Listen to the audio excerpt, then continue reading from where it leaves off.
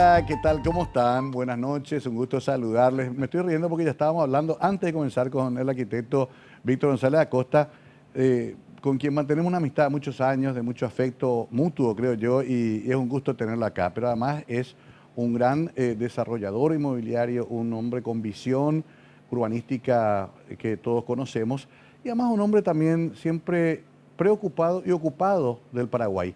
Bueno, quiero presentarles con esta semblanza y después comenzamos a conversar la noche con el arquitecto Víctor González Acosta.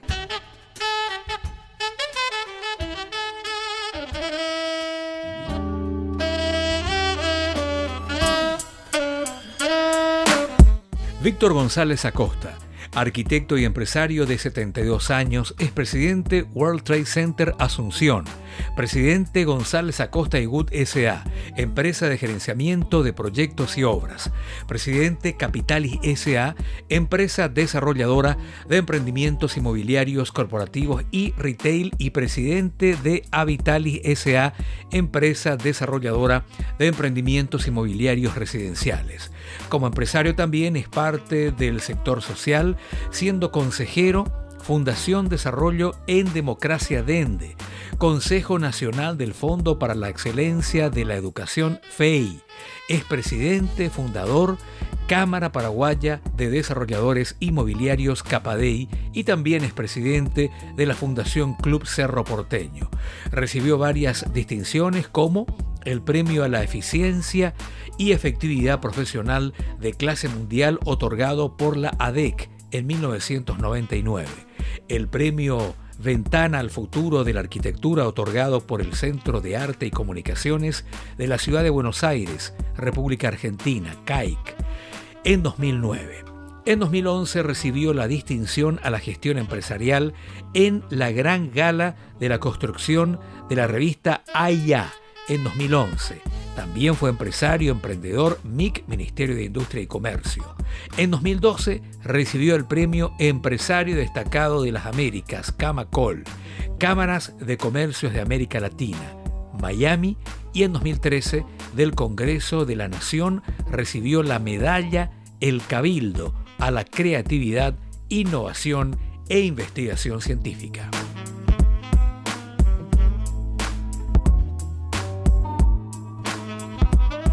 Bueno, Víctor, querido, qué gusto tenerte, bienvenido. Igualmente, Mario, un placer, realmente un placer estar aquí. Nos debíamos un café, hoy no hay café, pero vamos a hablar mucho. Sí, esperemos que no venga la tormenta, o que venga un ciclón. Que venga un ciclón, sí, ahí está nuestro primer tema con Víctor. Sí. Nos queremos mucho, pero él es muy cerrista, yo soy muy limpista, entonces ese tema vamos a dejarlo ahí nomás por las dudas. Pendiente ahí. Pero Víctor, pensaba cuando venía acá, que algunas hablamos de tus orígenes en Casa Paz, en San Juan, en Nepomuceno, ¿verdad? Sí, exactamente. Y siempre vos recordás con mucha nostalgia y con una cuestión muy especial ese tiempo de tu vida. ¿Cómo fue eso? Y la verdad que más allá de la nostalgia, y ya con mucho orgullo yo diría, ¿verdad? Porque yo creo que nosotros las personas somos como los árboles. Somos fuertes como nuestras raíces son, ¿verdad? Y yo creo que las raíces se construyen en la niñez, con la familia. Ahí se aprenden los valores, se testimonian, uno ve testimoniados los valores más allá del discurso. Sí. Por eso para mí el tema de primera infancia, por ejemplo, es un tema crítico, clave para la educación de nuestro país.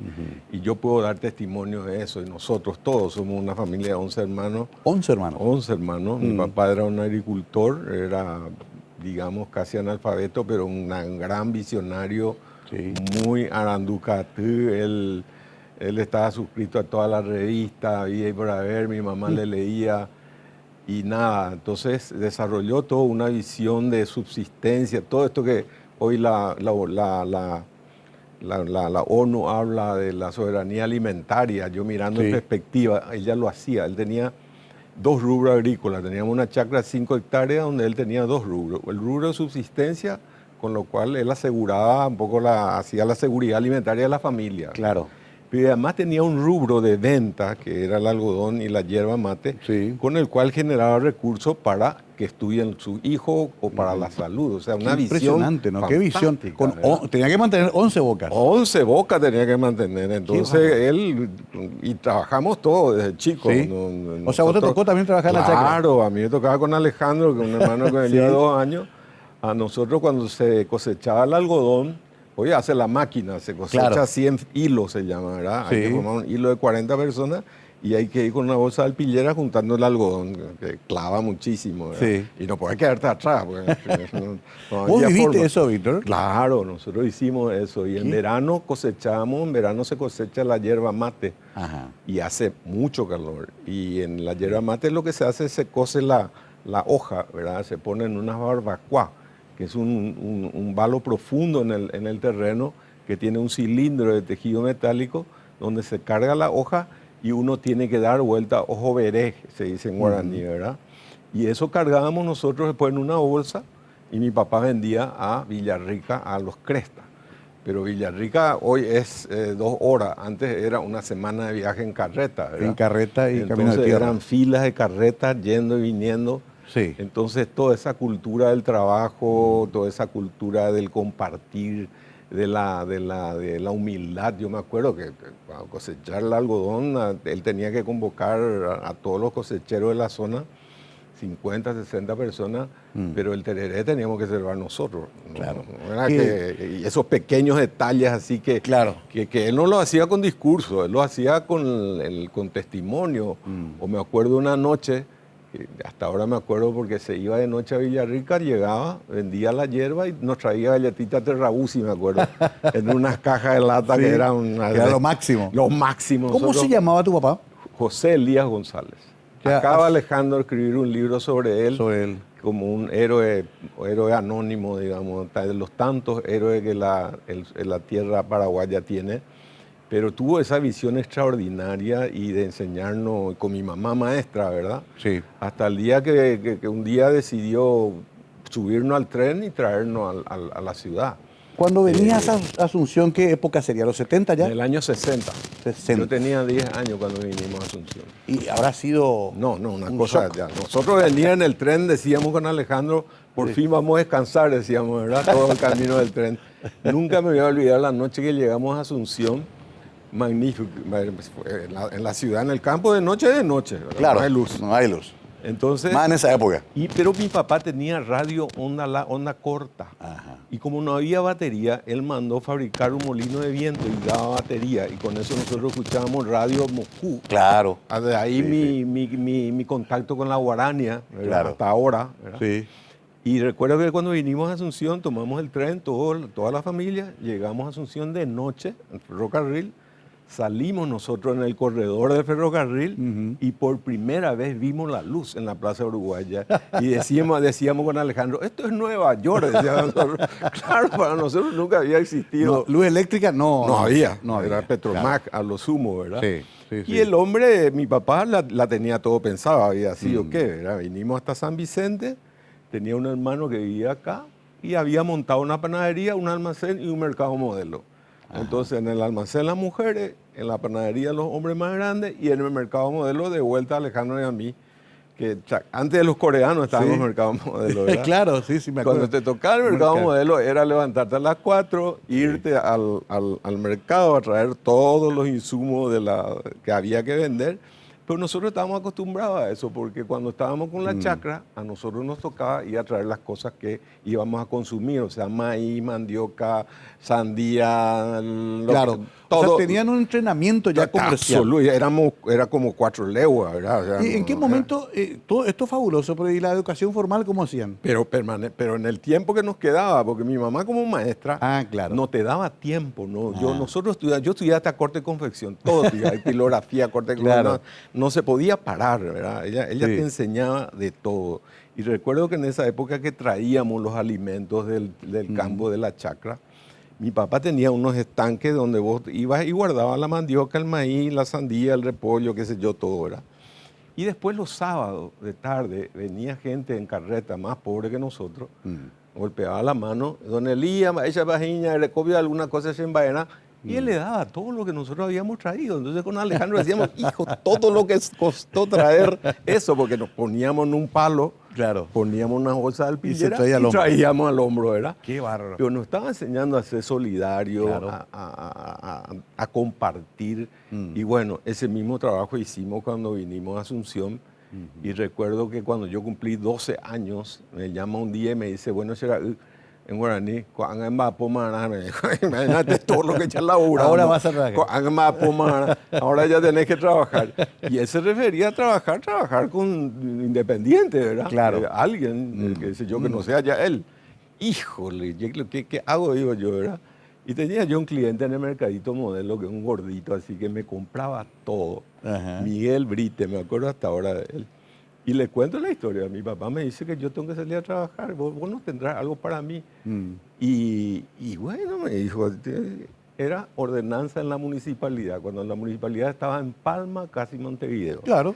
Éramos 70 personas. Sí, ¿verdad? sí, lo que después fue Teja y Sol, que ahora está Lo que es Palmaroga. Sí, sí, ¿verdad? claro. Entonces yo nomás digo, y suelo compartir con los chicos, si mi papá no hubiera tenido la visión de subirnos al tren y a traernos a la ciudad, hoy yo hubiera sido con mi hermano uno de esos campesinos que todos los años vienen a pedir su derecho y nunca le escuchamos, ¿verdad? Porque esa es la realidad, sigue siendo los mismos en el mismo lugar. Increíble. Y ¿no? de vuelta en este tema de la municipalidad, de vuelta una anécdota de la oportunidad Sí. y del valor de la oportunidad, ¿verdad? Como mi mamá nos enseñaba todo, nos obligaba a enseñar todo. Las 2 primeras semanas de ordenanza, como toda ordenanza, mitad y tereré, mitad y tortilla, mitad y empanada, anda, tráeme, natural, ¿verdad? Claro. Yo entraba al Colegio Nacional de la capital de noche y tenía trabajo que hacer. En esa época eran máquinas de escribir, ¿verdad? Sí. Yo Trabajo a las práctico. 2 semanas me di cuenta que el señor que hacía las resoluciones, que hacía tipo gallina, así, hola, dije yo. Acá tengo algo. Entonces un día le digo a la jefa, que era una señora, tengo que hacer mi trabajo del colegio. ¿Usted me dejaría usar la máquina? Y sí, claro, ¿cómo no? Me dijo. Entonces yo pongo acá mi ahorrador y le meto ahí. O sea, de la noche a la mañana me dice jefe, ¿verdad? Jefe. Claro. Era como manejar una computadora. De vuelta, la oportunidad Claro. hizo que eso podría ser así, ¿verdad? Y de nuevo, pues cuando entré a la municipalidad me empecé a contactar con los planos. Cuando llegamos a los 18 años, finalmente todos los hermanos ya trabajábamos de alguna manera. Hicimos nuestra primera casa en San Vicente, recuerdo, ¿verdad? San Vicente, Perú y Costa Rica. Ya mi papá había fallecido porque se fue a la guerra, vino con disentería y eso le tomó un cáncer. Ajá. Así que mi mamá quedó madre soltera de 11 hermanos, así que Qué te guau. imaginabas ¿Y tu mamá quedó allá o vino también a Asunción? Vino a Asunción, pero Vino. al poco tiempo ya falleció. Ya falleció ¿verdad? también. Y yo Ahí creo quiero que- hacer una pausa porque estás por ingresar a arquitectura y ahí se define gran parte de Así mismo. lo que ha sido toda tu vida, ¿no? Pero para antes de la pausa, nomás cortito, ¿en qué año ingresaste a la facultad? Y en el año 68, yo tenía 18 años, 18 años. España y Perú, ya.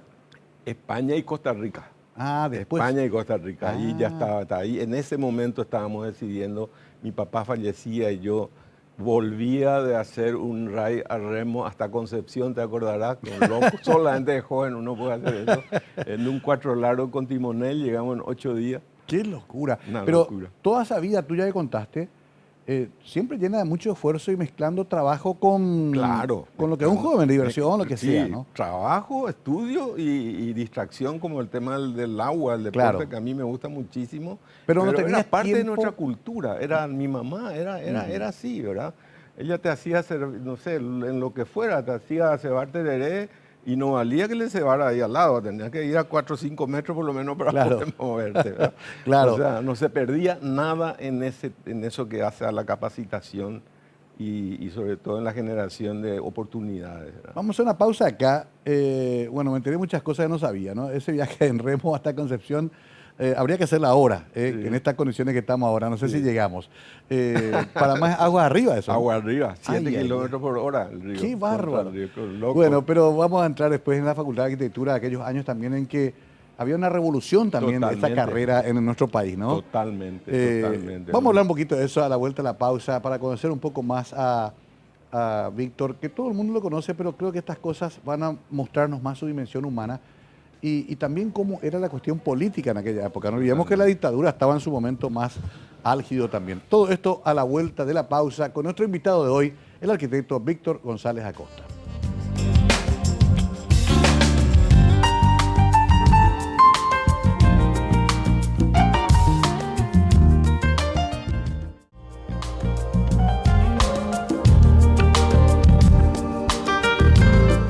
Víctor González Acosta con nosotros, por supuesto, podemos hablar de Habitalis, de toda la etapa fabulosa de Acosta y Wood, pero hoy nos fuimos bien atrás y estamos recién entrando a arquitectura en el 68.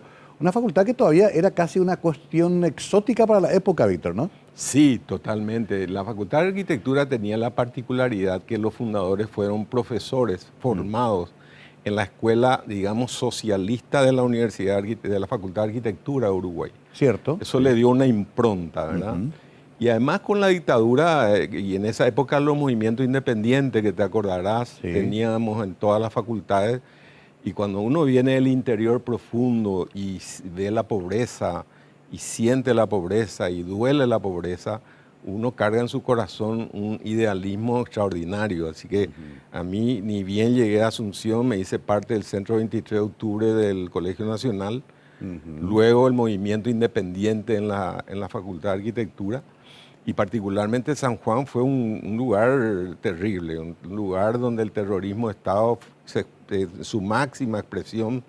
Recuerdo con el general Colmán a la cabeza, se implementaba un sistema de terrorismo que asustaba a la comunidad, que recuerdo que el Frente 14 de Mayo, compuesto por jóvenes, en su mayoría liberales, eran tomados presos pasando al río Paraná, cruzando Tabaí, y eso se mostraba, nos mostraba a nosotros. Yo recuerdo que nos sacaban de la clase, nos llevaban a la calle de día para ver de día cómo lo traían a los presos, así como una manera de demostrar de que esto no se hace. Luego lo llevaban y lo ataban en los naranjos, en la planta de naranjo de la aviación civil, y ahí íbamos nosotros a jugar fútbol, así que veíamos cómo los maltrataba, ¿verdad? Y finalmente, camino a la chacra, que hacia Villarrica, nosotros veíamos que se tiraban la gente en bolsas de alpillera desde arriba. O sea, claro, el terrorismo Estado, uno absorbe todo eso y viene con una carga de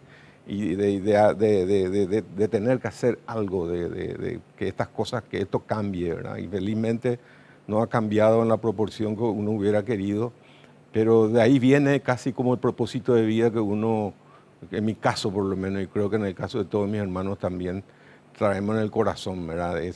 Ver esa miseria, ver esa pobreza, ver esa manera que el Estado actúa. Fue duro, fue muy duro, ¿verdad? Y importante es lo que parte de decís, nuestra vida. Víctor, porque esto nos marcó a todos, en el caso de ustedes todavía con mayor razón, porque tuvieron la vivencia directa en el campo. ¿Vos te acordás que había, como hasta ahora casi, una especie de disociación entre campo y ciudad? Totalmente. Sabía poco en Asunción de lo que ocurría, y menos en esa época, las ligas agrarias después de los 70, las persecuciones, Abraham Cue, fueron 30 años terribles, ¿no? Es terrible, terrible. Y la gente de Asunción no sabía porque estaba totalmente desconectado. Yo recuerdo también de joven lo que hacían, por eso digo, era una estrategia bien planificada, ¿verdad? Nos acostábamos nosotros cuando llegaba la oscuridad y los soldados salían a trotar, no caminaban, trotaban con su bala en una bolsa de alpillera así, ¿verdad? Eso, vos escuchabas el ruido de la bala. Entonces eso era parte del amedrentamiento de la comunidad y era parte de una estrategia de terror que se implantaba para controlar la sociedad. Y allá lejos nadie sabía, estábamos absolutamente separados de la ciudad, a 4 o 5 días de carreta de Villarrica, ¿verdad? En tu caso particular, tuviste muchas vinculaciones con varios movimientos, incluyendo el proyecto Caballero Vargas, con el Encuentro Nacional, después también con Pedro en Patria Querida. Siempre trataste de buscar una alternativa para el país. ¿Por qué no se puede plasmar todavía ese cambio tan deseado? Yo creo que en primer lugar hay también una crisis de élite en nuestro país. Las élites no se comprometieron con la suerte del país. Por otro lugar, así como hablamos de ausencia del Estado, hay también una sociedad civil ausente, que a veces cuando nos movilizamos nos hacemos escuchar. pero después se apaga de vuelta, Cuesta sostener. como un relámpago, ¿verdad? Sí. Y si nosotros no construimos eso, yo creo que el cambio tiene que venir de la sociedad. La clase política tiene que representar ese deseo de cambio y llevar adelante. Entonces tenemos la clase política que tenemos porque nosotros dejamos tener esa clase política, porque necesitamos comprometernos más. Y yo creo que el país se construye, para mí tiene 3 pilares fundamentales. Por supuesto la política como herramienta de gestión del Estado, Sí. la sociedad civil y el sector privado. Y esos 3 pilares tienen que funcionar de manera armónica, con una visión compartida de país, de nación, y ese es el camino que nos puede llevar a un mejor lugar. Tenemos que ponernos de acuerdo finalmente qué país queremos los paraguayos en todos los sectores, convenir en esa visión y avanzar en ese sentido. Para mí eso es lo que falta hacer. Por eso no hay política de Estado, no hay una visión compartida. Tenemos que empezar por definir qué país queremos ser, cuál es el Paraguay que queremos. Eso todavía no llegamos a definir, ¿no? Yo creo que no, yo creo que no. A ver, ahí te Hoy esta misma situación, Sí. acabamos de pagar la deuda de Itaipú, nadie sabe qué va a hacer con esa deuda. Estoy seguro que los brasileños lo tienen pensado hace 20, Claro. 30 años, mucho más allá de los gobiernos, sino como una visión de Estado.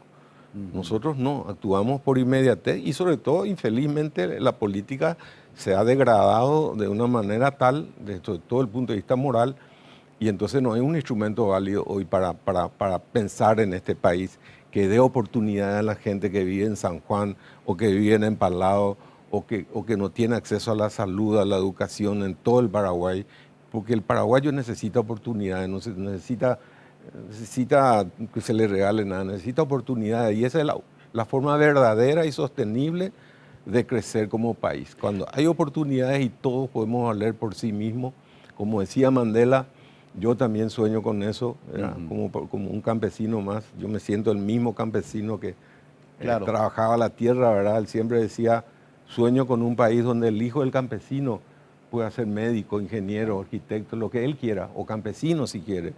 Pero eso se consigue con oportunidades y se consigue con políticas públicas y se consigue con políticas de Estado que apunta a la gente, que apunta al bienestar de la gente, no al bienestar de la clase política de turno, ¿verdad? Es curioso, Víctor, porque vos conocés un hombre del mundo que, sin embargo, estamos vistos siempre como la gran tierra de oportunidades.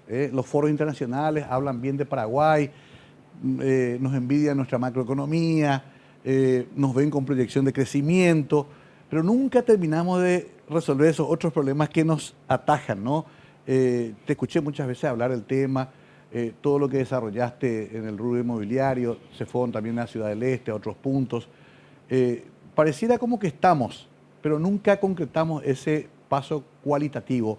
¿Qué es lo que nos ataja finalmente? ¿Es justamente eso que decías, la mala política, la corrupción evidentemente, o también una cuestión atávica que tiene que ver con nuestra cultura misma?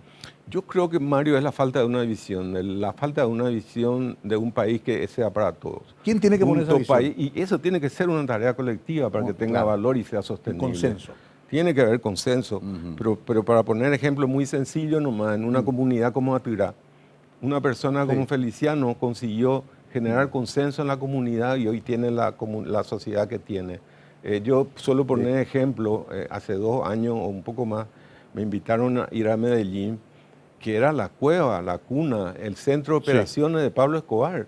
Hoy es una ciudad modelo porque la sociedad, la ciudadanía en su conjunto se generó una visión de esa ciudad, una visión compartida y actuaron en consecuencia. Entonces ahí aparecen las políticas públicas, las políticas de Estado, porque ninguna acción que sea trascendente se resuelve en un gobierno. La educación no lo vamos a cambiar en un gobierno, lo vamos a cambiar en 20, en 4 o 5 periodos de gobierno. Claro. La educación, la salud, lo mismo.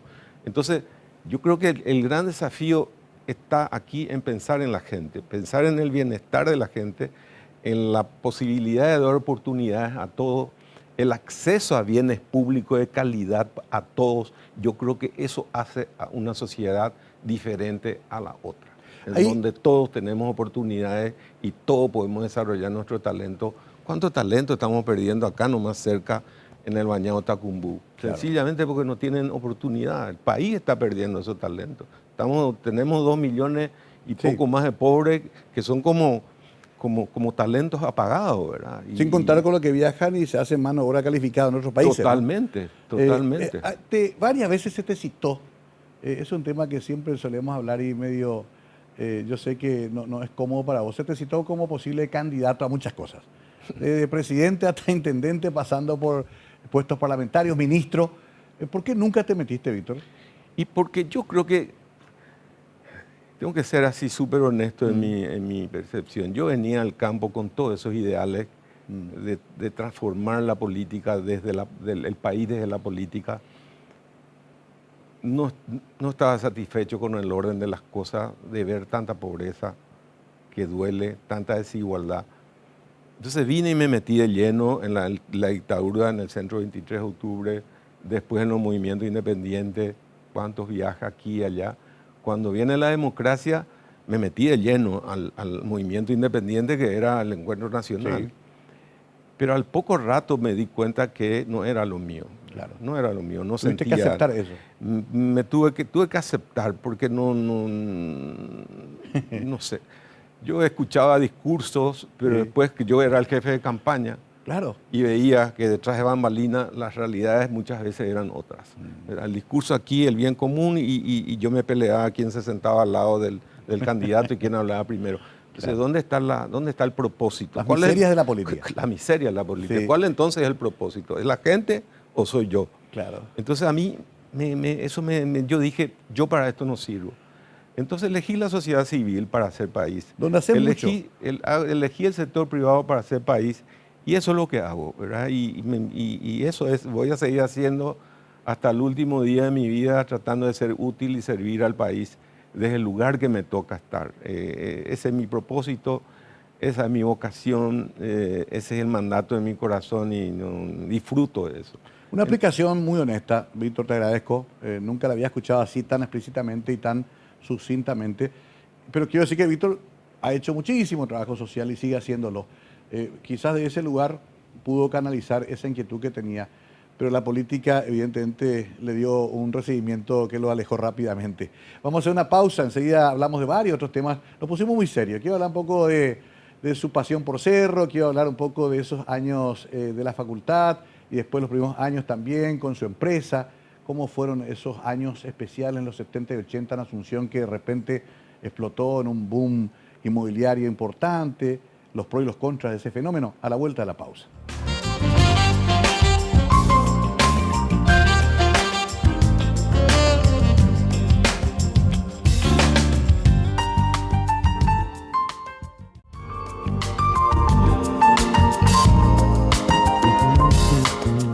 Víctor González Acosta, podemos hablar de muchos temas con Víctor, no nos vamos a circunscribir solamente a esto que recién tocábamos, que era muy importante, pero que también anecdótico, siempre pinta a una persona. ¿Qué hiciste con tu primer sueldo municipal? ¿Cuánto era luego para comenzar? No me acuerdo cuándo era, Bueno, pero recuerdo que... Yo me acuerdo del mío, mi primer Sí. sueldo fue 8.000 guaraníes y era un Y bueno, dineral. y habrá sido 5.000 por ahí. Por ahí, la para ordenanza nomás, ¿verdad? Pero lo que no me acuerdo es que yo vivía en San Vicente, Sí, trabajaba en Palma y Montevideo y entraba de noche al Colegio Nacional. Y yo hacía caminando porque en la chacra, Claro. esos para mí era un paseo. Viniendo, mirando las casas, qué sé yo, era un paseo.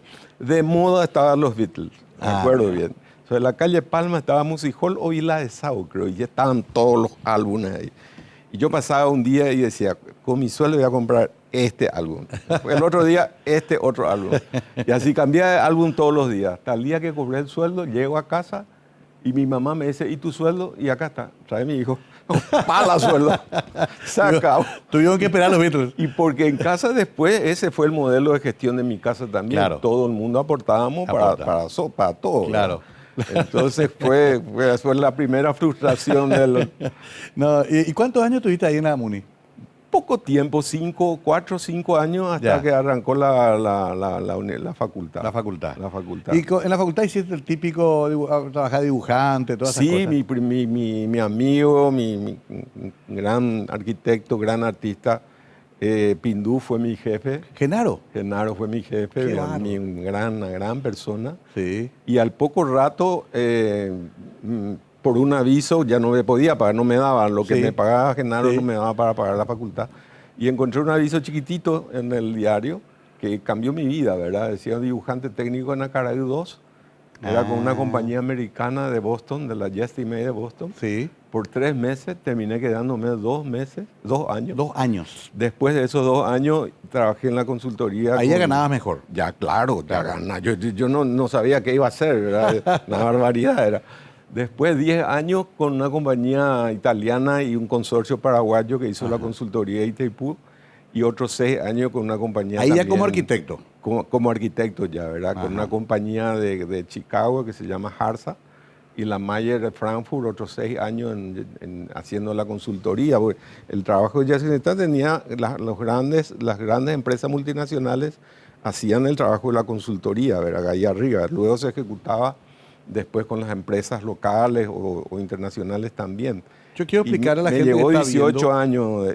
18 años de trabajar en dependencia. Y ahí aprendí el modelo de management claro. que aplicamos después con Randy en González Acosta y Gu, que innovamos ese modelo de gestión de obra donde se baja, sobre todo en el outsourcing, es tercerizar todo, ¿verdad?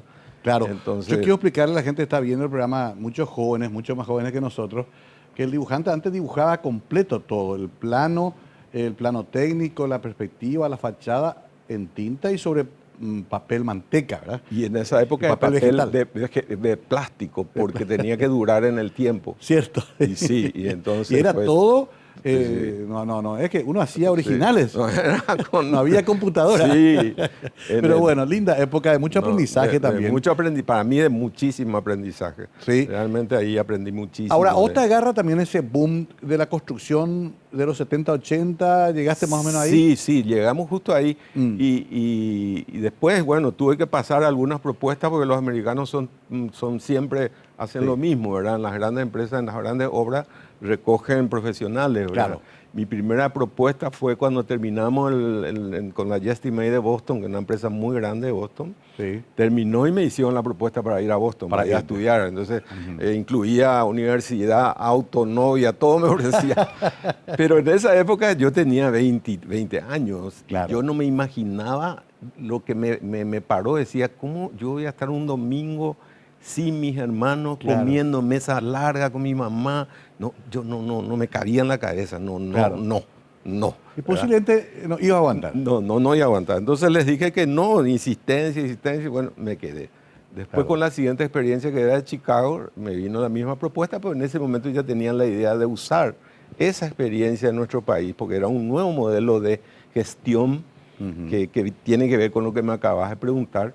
Cuando nosotros salimos de ahí, Randy trabajaba en otro sector, las empresas contratistas eran muy grandes, o sea, nada íbamos a poder, no íbamos a poder competir. Claro. Así lo que yo también soy velero, ¿verdad? Yo hago vela, me encanta el agua, ¿verdad? La vela. Sí. Yo sé bien que si te vas segundo y le seguí al primero, seguro que salí segundo, ¿verdad? Ese es un principio universal. Sí. Tenés que innovar, ¿verdad? Claro. Entonces nosotros, a partir de esa experiencia, trajimos la innovación a Paraguay del management, que son grandes empresas multinacionales del mundo que construyen management. Sí. Hoy ya se hace, hoy por ejemplo Sheraton es un management. Es un management. Ellos no son dueños del edificio, ellos lo que hacen es gestionan la hotelería. Correcto. Y nosotros lo que hicimos en González Acosta y Wood es gestionamos el proceso de llevar adelante un emprendimiento desde el terreno, el proyecto, la construcción, la operación, y eso nos permitió desmarcarnos muy rápido y salir de la competencia de ese océano rojo, digamos, y pudimos tener, por suerte, mucho trabajo. Qué interesante esto éxito. que contás, porque yo me acuerdo que antes eran como grandes artistas los arquitectos importantes, pero que hacían casi como una obra de arte Pindú, Puentes, Isasi, Monti, toda esta generación brillante, ¿verdad? Totalmente. Nuestro amigo Barrios, Hugo Bogado. Muchísimo. Pero era mucho esfuerzo porque tenían que hacer todo ellos. Casi artesanal. Casi artesanal. Casi artesanal. Y en la otra punta estaban las empresas contratistas, que tenían que tener todo un activo fijo muy pesado, tractores, camiones, qué sé yo, que les hacía poco competitivo. Nosotros en este modelo de tercerización teníamos talento y no máquina, ¿verdad? Y entendió el mercado porque... Rápidamente. Entonces nos tocó, por suerte, casi todas las multinacionales, toda la cadena de Citibank, de Sudamérica. O ya tenían el sistema. Claro, porque ellos sabían Ellos venían con esa mentalidad ya, ¿verdad? Claro. ¿Y la obra pública paraguaya llegaron a...? No, nosotros nunca. Por No. decisión estratégica, por todo lo que hablamos antes, Sí. la primera decisión que tomamos con Randy, dijimos, queremos ser una empresa de valores. Primera decisión, no trabajar con el Estado. Porque mira que se hizo Banco Central, Sí, se no, hicieron obras muy grandes, ¿no? Decidimos no trabajar con el Estado, La a pesar de Municipalidad de que Asunción. mucha gente amiga pasó por algún ministerio que nos Sí. planteaba, nunca aceptamos hacer ningún O sea, no trabajo entraban con en el licitaciones Estado. en la época, Nunca, no. ni veredita con el Estado. Así. Absolutamente fue en el sector privado. Y después empezamos a trabajar como desarrolladores, que es la otra parte ya Claro. de esta historia del Sheraton, del World Trade Center, de Y que Aviadores se prolonga Chaco. con Avitalis ahora. Claro. ¿Qué que es Avitalis? Y Avitalis es una empresa que se dedica a desarrollos residenciales. Ah, ¿verdad? ok.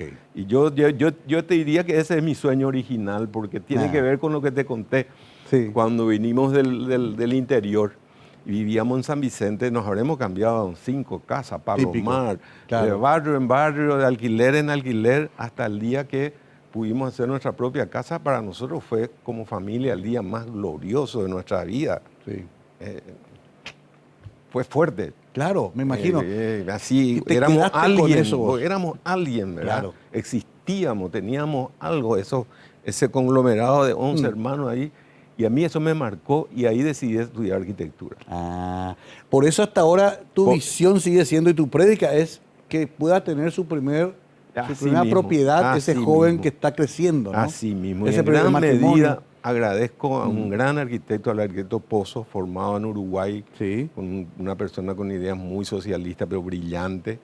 Y yo le conté mi historia, ¿verdad? Ajá. Que venía al campo, que hicimos nuestra primera casa y que a mí me gustaría enfatizar sobre todo lo que es vivienda, ¿verdad? Sí. Y me dio esa oportunidad. El famoso taller Pozo de El arquitectura. taller Pozo. Y Mirá mi vos. trabajo de tesis fue cerrar un condominio de vivienda en Coronel Oviedo, ¿verdad? Ah, ya comenzaste luego Ya con tenía esa una visión. clara. ¿Qué- Apareció en el camino el desafío de emprender el Sheraton, fue un Claro. accidente, producto más de esa visión país, que nunca jamás en mi cabeza estuvo ser hotelero, hasta el día que... Pero habías hecho Pueblo Hotel. Sí, pero eso ya posterior. Ah. Ya es posterior. Lo del Ah. Sheraton fue producto de... Yo por lo menos estoy convencido que un país pequeño como el nuestro, de Sí. 7 millones de habitantes, si en esta visión compartida de país que hablábamos antes, sí o sí tenemos que abrirnos al mundo. Claro. Un país con tan poco mercado no puede crecer sosteniblemente con 7 millones de habitantes. En el mundo está el capital, en el mundo está la tecnología, en el mundo está el mercado para un país pequeño como Paraguay. Totalmente. Pero tenemos que decidir hacerlo y hacerlo seriamente. Por eso es fundamental tener seguridad jurídica, tener instituciones fuertes. Pero yo creo que una de las grandes decisiones que debemos tomar es ese, ¿verdad? Y en esa mirada, yo estaba en la Cámara Americana, recuerdo. Sí, Paraguaya Americana. Sí, y fuimos a Montevideo a un encuentro de embajadas americanas de toda América Latina y empresas multinacionales de franquicia, ¿verdad? Y vino el director del Departamento de Comercio. Entonces, nosotros éramos 4 y salíamos poco antes de los paraguayos. Sí. Estoy hablando del año 2002. Sí, sí. Entonces, finalmente conseguimos una reunión con el señor Walter Bastian, que era el director del Departamento de Comercio. Y en una pieza estaba Goyo Goldenberg, por ejemplo. Sí. Le dijimos, señor, tiene que ayudarnos a llevar inversores a Paraguay. Se van a San Pablo, se van a Montevideo, se van a Santiago, nunca van a Paraguay. Y sale el tipo, como todo gringo, Sí. y nos dice, ¿cómo quiere que lleve inversores a Paraguay si ni hotel tienen? Claro. Para mí fue Una puñalada. Claro, para el gringo un hotel es norma, seguridad, estándar, Claro. Marriott, Hilton. Y Las qué sé yo, cadenas que ¿verdad? ellos tienen. Las cadenas, porque eso Sí. le da seguridad. Además, si hay un hotel internacional, va a decir, allá pasa algo, hoy yo también, ¿verdad? Así que me vine con ese propósito. Por supuesto que mis socios se me rieron. Y yo ahí empecé a hacer las investigaciones del caso, a moverme ahí mismo. Y ahí me enteré que era la 10ª vez que se quería traer un Sheraton, pero siempre se rompía Siempre se por rompe. el camino, por falta justamente de propósitos a lo mejor, Claro. por intereses personales, qué sé yo. Bueno, finalmente conseguí que haya un papelito que Sheraton decía, puede ser que me interese ir a Paraguay. Otro, el BID, que puede ser que me interese financiar. Después el local que era de Paraná. Ese Sí, local, claro, la sí. Casa de Paraná, soy yo del Chaco. Ese ¿Y tenía en que qué ser el año? local. ¿En qué año inauguramos el Sheraton? El 2004 se inauguró el Sheraton. Qué bárbaro. Ahí tengo que hacer una pausa, pero me acuerdo perfectamente, porque además íbamos todos a ver el proceso de construcción, que era novedoso, la metodología, para todos era como ir a ver una experiencia totalmente nueva en Paraguay, la construcción de ese hotel. Hoy ya hablamos de varias cadenas ya, y tenemos que hablar del World Trade Center antes de irnos. Así que a la vuelta quiero ver cómo se pasa de ese proyecto original, ese sueño, después a 2 World Trade Center en Paraguay, ¿verdad? Sí. A la vuelta con Víctor González Acosta.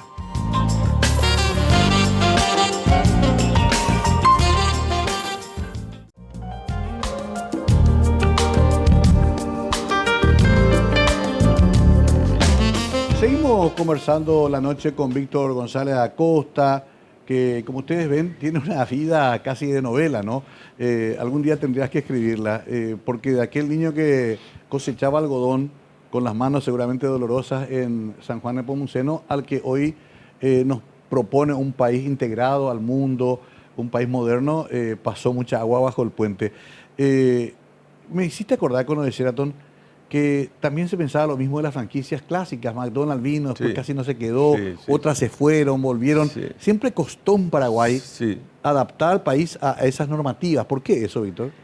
Yo digo mi percepción personal. Ajá. Yo creo que las obras son productos de propósitos. Cuando hay propósito, la obra sale. Las barreras se superan, las dificultades se superan. Cuando hay propósito genuino. En mi caso particular, en el caso del Sheraton, era, después de esta conversación con este señor, es traer el primer hotel de bandera internacional al Paraguay. Era así como un propósito. Y eso es lo que yo le contaba a todo el mundo. Esa es la historia que le contaba al BID, que le contaba al propio Sheraton, que le contaba al vendedor del terreno, que era un holandés más duro que... Creo que en la 10ª él me recibió y le conté mi historia y sí, dijo, puede ser, bueno, ahí se trata un poco de eso. Cuando no hay propósito, cuando no hay valores, cuando no hay contenido en lo que uno hace y es nomás el dinero, el móvil, el primer problema se va. Claro. Y el último... El capital es cobarde, suele decir. Sí, claro. Porque tiene que tener contenido. Yo siempre le digo a los chicos, atrévanse a soñar. Atrévanse a soñar y pónganle pasión a su sueño, construyan ese propósito y va a haber problemas, claro que va a haber, pero van a poder superar. Y eso ocurre en todo. ¿Cómo pasamos a World Trade Center de ese sueño concretado a World Trade Center? Y nada, con Sheraton me tocó viajar muchísimo, ¿verdad? Y yo veía en toda la ciudad donde iba, no sé, de Manhattan en Nueva York, la Faria Lima en San Pablo, Apoquindo en Las Condes, Bogotá City en Colombia. Yo veía que las ciudades tenían una centralidad donde se complementaban funciones afines, corporativo, hotelero, retail, shopping, restaurante, un entorno residencial que sería como el centro corporativo que le da una mirada global, digamos. Así es como que yo soñaba y decía, yo quiero que el extranjero que venga, se baje el aeropuerto, suba, ande por Aviadores del Chaco, reconozca, bueno, este está en el mundo, acá también hacen, no hay solamente aldea, digamos, ¿verdad? Como para decir, hay un hotel de primera cadena, hay oficina de clase mundial, hay shopping de nivel, o sea, es un mundo, es parte del mundo, digamos. Y ahí te metiste en otro lío. Y ahí surge la idea de Aviadores del Chaco, ¿verdad? De desarrollar ese eje corporativo como una centralidad de la ciudad, donde se encontraran funciones afines, donde el ejecutivo viene al hotel, sale caminando, se va a la oficina, tiene que ir de compra, se va al shopping, tiene que salir a cenar y hay un restaurante, hay un entorno seguro, está camino al aeropuerto. No había que ser muy inteligente tampoco para descubrir eso. Un monstruo. Solamente el propósito, ¿verdad? Y como coronario del World Trade Center y como parte de esta idea de Paraguay abierto al mundo, es que surge el World Trade Center. El World Trade Center es la organización mundial más grande que se construyó con la época de la Guerra Fría, en donde los países tenían que seguir haciendo negocio, y hoy hay 70 World Trade Center en la China comunista, por ejemplo, y hay 300 en el mundo. Se me acaba el tiempo, Víctor. Lo de Asunción, World Trade Center se inauguró en 2000... En 2017 por más ahí. o menos. ¿Verdad? Yo ya me Sí. fui como autoridad. ¿Y Sí. el de Ciudad del Este ahora? Ahora, en el 2021. Ya está funcionando Ya todo está eso. funcionando y estamos a punto de arrancar el segundo, creando también ahí un centro empresarial que muestre un poco esa potencia de esa zona en esa microregión. Porque yo creo que de alguna manera Ciudad del Este puede ser para esa región de 3 países lo que Aviadores es para Asunción. ¿Verdad? Es cuestión de proponer. Esta historia continuará, nos quedó corto el tiempo, como era de suponer, nos debemos igual el café.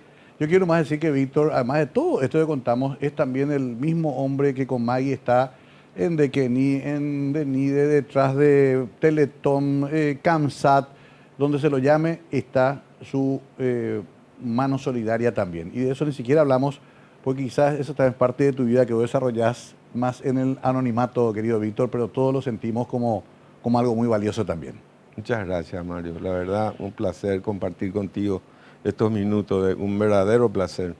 Para mí también, para terminar, seguimos soñando con un Paraguay mejor, ¿no? Sin duda alguna. Tenemos derecho a soñar, eso nadie nos puede robar. Y no tenemos que dejar que nadie nos robe el sueño de un país mejor. Yo estoy convencido que lo podemos hacer. Que así sea, querido Víctor González Acosta. Qué linda charla, para que ustedes conozcan mejor a Víctor. Eso sí, no hablamos de Cerro Porteño por las dudas. Ahora él está yendo justamente a La Olla. Hay una fundación también muy linda ahí en Cerro. Sí, que estoy yo de presidente. Esa es muy importante. Sí, pero estamos trabajando en un grupo grande de gente fantástica ahí. Sí, eso punto también. de abrir nuestro colegio. Qué maravilla. Pero de la parte deportiva no hablemos. Gracias, Víctor. Un placer, Mario. Un gusto. Sobre todo yo suspendería el tema de árbitros, lo que yo no sabía especialmente. No pueden cobrar penales en cualquier momento.